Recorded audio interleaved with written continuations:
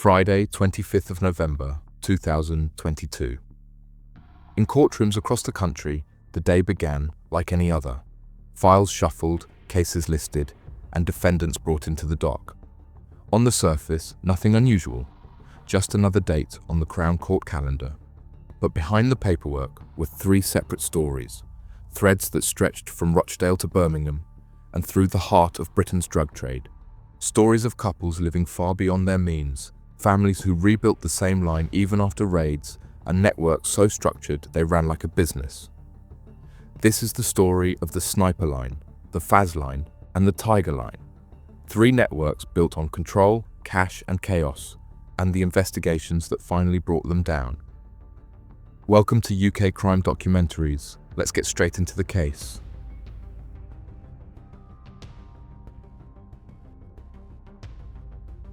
Rashid Hussain and Senem Asghar presented themselves as a couple living an ordinary life. On paper, they were modest. Hussain was claiming universal credit, while Asghar had once held respectable jobs in corporate banking, and we will talk about her key role in the whole operation later in this video. To anyone looking in, they were just another pair trying to get by, but the reality behind their front door was different. Police later described a lifestyle that bore no resemblance to their declared income. Tens of thousands of pounds were poured into designer clothes, luxury cars, and Rolex watches. Even their pets reflected excess. Two pedigree cats bought for £3,000, a symbol of the life they had created out of illicit profit. The couple lived in a plush apartment within a £3.1 million Bamford development, a far cry from the circumstances they claimed to be in. Their true income came not from wages or benefits, but from a Class A drugs line known as the Sniper Line. It was more than casual dealing. The line supplied heroin and crack cocaine across Rochdale, operating like a business with a customer base, marketing messages, and debt ledgers. Addicts across the area received regular texts advertising the best gear in town. For Hussain and Asghar, the money brought freedom, a chance to spend without counting. Yet every purchase, every extravagant detail stood in contrast with the life they pretended to live. What began as an attempt to stay out of view would soon unravel, and what looked glamorous from the outside was beginning to draw attention. For investigators, the question was no longer if the couple were hiding something, but how much.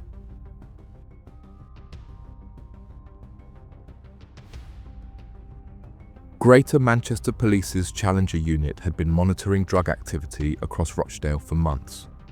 The area was tense, with rival groups locked in turf wars, and detectives began receiving intelligence about a line known locally as Sniper. Reports pointed to a couple living in Bamford, their spending far beyond what their official income could explain. Surveillance and forensic checks confirmed the suspicions, and the advertising messages were being traced back to phones linked to Rashid Hussain. With enough evidence to justify a warrant, officers prepared their move. On 7th of December 2021, Greater Manchester Police moved in on Rashid Hussain's home at Glenmorag Gardens. The property, part of a newly built development in Bamford, gave the appearance of success, a respectable front. But when officers forced entry, the reality of Hussain's life was laid bare within minutes. Cash was everywhere. Some of it was stashed away beneath beds, but bundles were also left openly on display in the living room. More than £20,000 was recovered in that single search, a figure impossible to reconcile with Hussain's claims of living on benefits.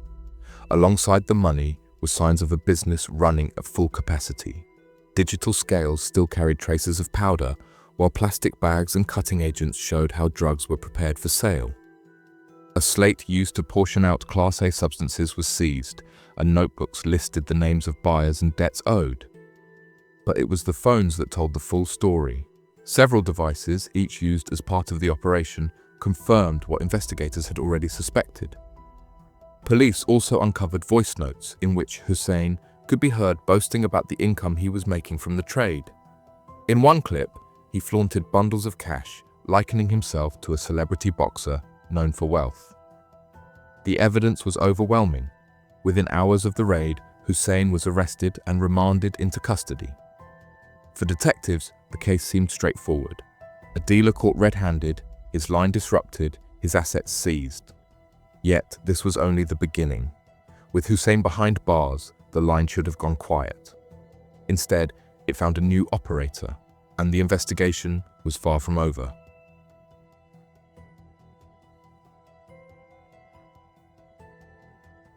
Hussein's wife, Senem Asghar, moved to an address in Brierley Street, Bury, and from there continued to push heroin and crack cocaine across Rochdale.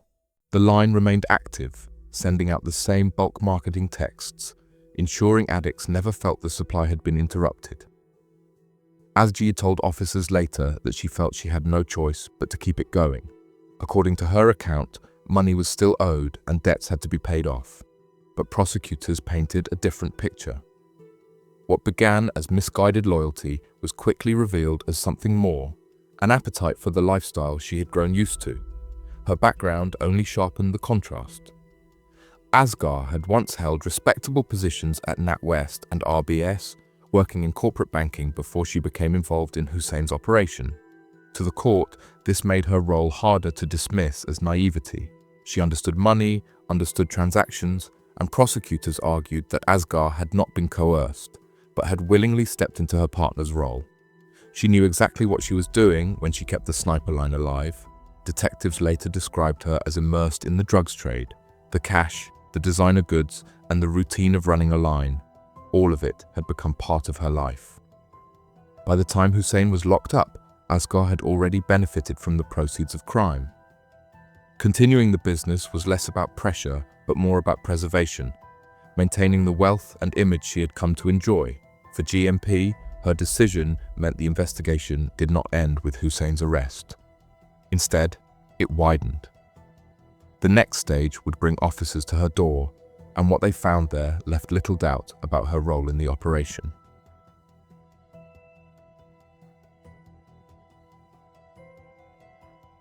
By March 2022, Greater Manchester Police were ready to strike again. Officers moved in, determined to uncover how deeply she had stepped into the trade. The search left little room for denial. More than £15,000 in cash was discovered across the property, hidden in envelopes, wrapped inside scarves, and tucked away in corners of the house. The way it was stashed spoke of experience, a routine designed to keep the flow of money concealed but always close at hand. The drugs seized revealed the scale of her operation. Officers recovered 860 grams of heroin and crack cocaine already packaged for sale, alongside 275 wraps of heroin and 174 wraps of cocaine, ready to move straight into the hands of street users. Alongside them was a kilogram of phenacetin, a powerful cutting agent used to bulk out supplies. Its presence showed not only that drugs were being distributed, but also that the operation involved preparation and mixing, a step higher up in the chain than simple street dealing. The technology told the same story. 10 mobile phones were seized, many of them identified as active handsets for the sniper line. These weren't personal devices, preloaded with contact lists of vulnerable addicts and used to send bulk messages. The phone wasn't the only piece of incriminating evidence. On the dining table, officers found a notebook that read less like casual notes and more like the records of a small business. In 1 week alone, entries showed takings of £12,705 in cash. The following week brought in another £7,755. Over a 6-week period, income was noted at £34,000. These weren't vague figures.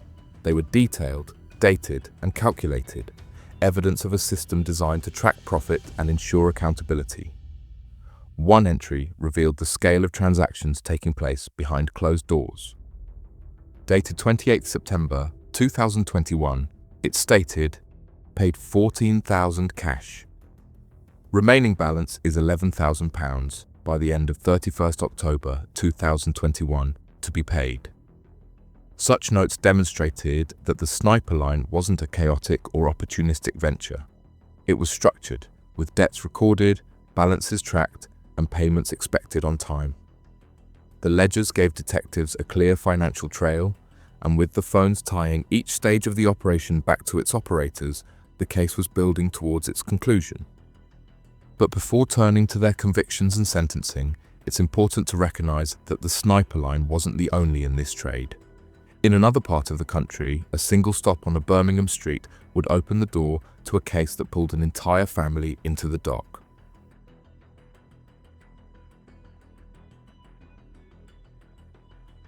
In March 2022, officers from West Midlands Police received a tip-off from a member of the public about suspected drug dealing. Acting on the information, they stopped a vehicle in Alum Rock, Birmingham.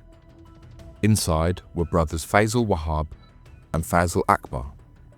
What began as a routine stop quickly revealed the first pieces of a much larger picture. The search of the vehicle uncovered crack cocaine, cutting agents, and 2 knives. These weren't tools of casual possession, they were the tools of supply.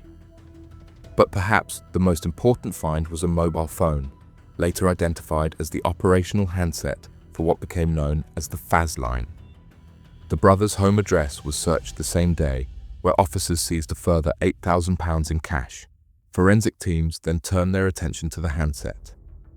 What they uncovered was a marketing system already familiar to detectives working on county lines. Bulk text messages had been sent out to dozens of numbers, the same pattern that was adopted by the sniper line. The evidence suggested that Wahab and Akbar had been running the Faz line since at least November 2021. The phone acted as both a contact hub and an advertising tool, ensuring the customer base remained active. What made the case remarkable was not just the discovery of drugs and cash, but the timing. Officers believed they had disrupted the line, yet this first stop would prove only the beginning. Within days, the Faz line was operating again, and the investigation would show how determined the brothers were to keep their network alive.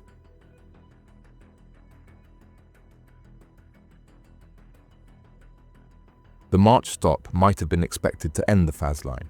For most networks, that would have been enough to bring operations to a halt. But within just a day, the line was alive again. Faisal Wahab was not prepared to let the stream of money dry up. Even while the brothers were out on bail, the operation continued to adapt. With Wahab under suspicion, it was his partner, Shakila Begum, who stepped in to keep things running. She obtained a new SIM card, reprogrammed for the same contacts, and the Faz line resumed its service almost without interruption. For customers, little had changed, and the operation was still moving as it was earlier. But for detectives, it was a clear sign that this was not a loose enterprise, but a determined family operation, one where disruption alone would not stop the trade. The scale of the relaunch was revealed a month later. In April 2022, intelligence pointed police towards a property linked to the network. The house belonged to Carl Jameson, a trusted associate who had allowed his home to be used as a stash location. When officers arrived to execute their warrant, the reaction inside spoke volumes. Occupants scrambled to dispose of the evidence, throwing a large bag of Class A drugs from an upstairs window as police forced their way in. Inside, the scene was unmistakable. Thousands of pounds worth of heroin and crack cocaine had been prepared for distribution. Alongside the drugs was a makeshift ledger, not the scribbles of a street dealer, but organized notes recording months of storage, supply, and movement of Class A substances. For investigators, the raid confirmed 2 things. The Faz line had not only survived its first disruption, but had returned stronger, with a network of helpers willing to absorb risk. And second, it showed that Wahab and those around him were intent on pushing forward, regardless of the mounting pressure from law enforcement.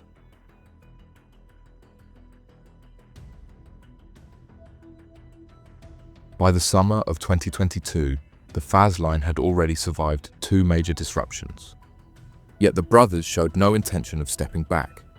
In August, officers from West Midlands Police targeted their vehicle once again. What they found inside was depressingly familiar, the same drug-dealing phone at the center of their operation. At their home address, the search uncovered over £12,000 in cash, further evidence that the line had continued to generate profits even while the family was under investigation. For Faisal Wahab, the August seizure marked another blow. He was charged again, and this time remanded into custody. But for his younger brother, Faisal Akbar, bail conditions proved no barrier. Even as proceedings loomed, he was already preparing to bring the line back to life. By February 2023, intelligence confirmed what detectives feared. Akbar had reinstated the Faz line once more, but this time he wasn't working with Wahab. Instead, he was joined by a third brother, Fazl Elahi. Together, they pushed heroin and crack cocaine across Birmingham, maintaining the same customer base and using the same model of marketing. The decision was reckless, court dates were already in sight, and the brothers were under constant watch. But the lure of easy cash outweighed caution. The line continued throughout 2023, undisturbed until December.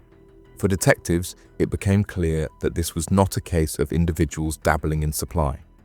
It was an entrenched family business, carried on with determination despite repeated police interventions. By August 2022, Wahab, his partner, Shakila Begum, was also charged for her role in keeping the line alive, though she would face trial before being sentenced. When Akbar and Elahi were finally arrested in February 2024, they too were denied bail and kept in custody until trial. This time, there would be no opportunity to restart the line.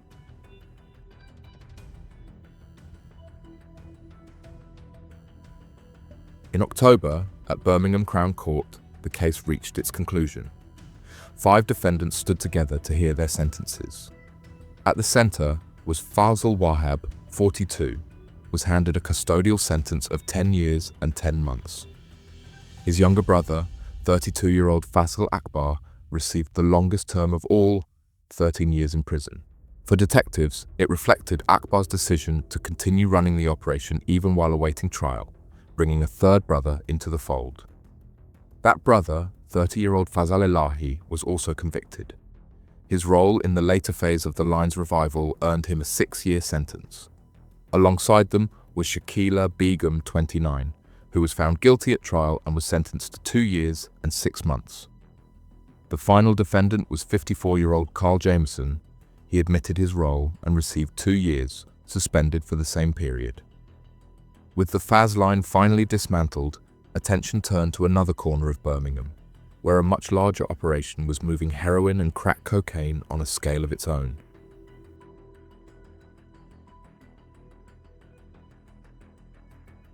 In Birmingham East, a single drugs line came to dominate the market. Known as the Tiger Line, it supplied heroin and crack cocaine on demand, 24 hours a day, 7 days a week. Investigators later estimated the line was generating more than £6,000 every day, and in a monitored period of 227 days, it took in over £1 million. This was not casual dealing. It was a commercial operation, structured and relentless. At the top sat 31-year-old Waqar Mohammed, the line's owner. Under him, the organization operated with a precision designed to avoid detection. One member acted as a fleet manager, constantly changing vehicles several times an hour, each one insured and appearing legitimate. Drivers began their shifts at 5 in the morning. Runners moved drugs across the city, while stash houses kept supplies ready for distribution. The Tiger Line had become Birmingham East's largest supplier of Class A drugs, its reach stretching across communities with an intensity that few other networks could match. On the 6th of July, 2022, the network's apparent invincibility began to crack. Acting on months of covert surveillance, West Midlands police launched simultaneous raids on addresses linked to the gang. At Mohammed's own home, more than £5,000 in cash was recovered. Officers were assisted by a drone circling overhead, which captured a critical moment, Mohammed hurling a mobile phone out of a window as police approached. The device was retrieved and its data left no doubt. It was directly linked to the Tiger Line. At other properties, further stashes of drugs and money were seized, tying the operation together in a chain of evidence.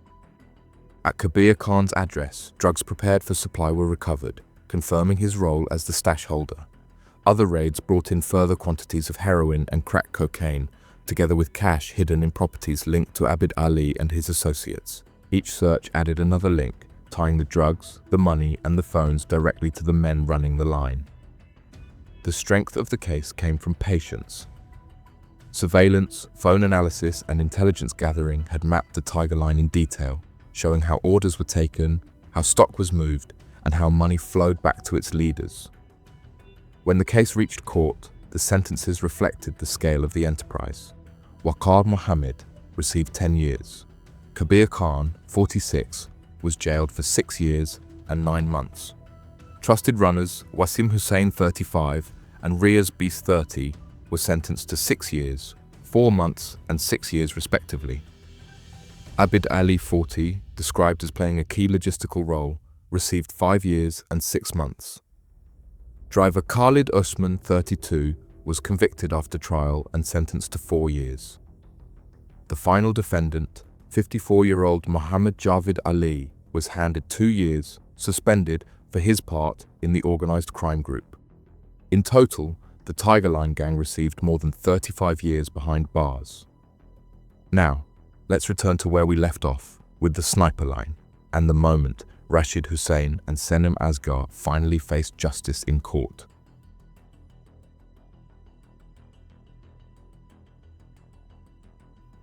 On Friday, the 25th of November, 2022, Manchester Crown Court became the stage for the final chapter of the Sniper Line investigation. Prosecutors presented a case built on months of police work. They presented all the evidence to prove their case. They argued that Rashid Hussain and his wife, Senem Asghar, had not only lived off the proceeds of crime, but had run a professional supply line that flooded the town with Class A drugs. The defense tried to soften the picture, pointing to Asghar's background in banking and suggesting her involvement had been more the product of loyalty than ambition. She had told officers that when her husband was remanded, she was warned money was still owed, and she felt she had no choice but to carry on. Hussain's legal team highlighted his early guilty pleas, framing him as a man ready to accept responsibility. Judge Nicholas Dean KC was not persuaded that either defendant could distance themselves from the scale of the operation. He described Hussain as a long-standing dealer in Class A drugs, noting that for around 15 years he had treated heroin and cocaine supply as a business. To Asghar, the judge said he accepted she had been influenced by her husband, but she knew the type of man he was and had chosen to benefit from the profits of crime. Rashid Hussain, aged 35, received a sentence of 7 years and 6 months for possession of criminal property and being concerned in the supply of Class A drugs. Senem Asghar, aged 37, was sentenced to 3 years and 4 months for the same offences. What do you think about these cases and the sentences each individual received? Let us know your thoughts in the comments below. And if you found this breakdown insightful, don't forget to like the video, subscribe to the channel, and hit the notification bell so you won't miss our next case on UK crime documentaries.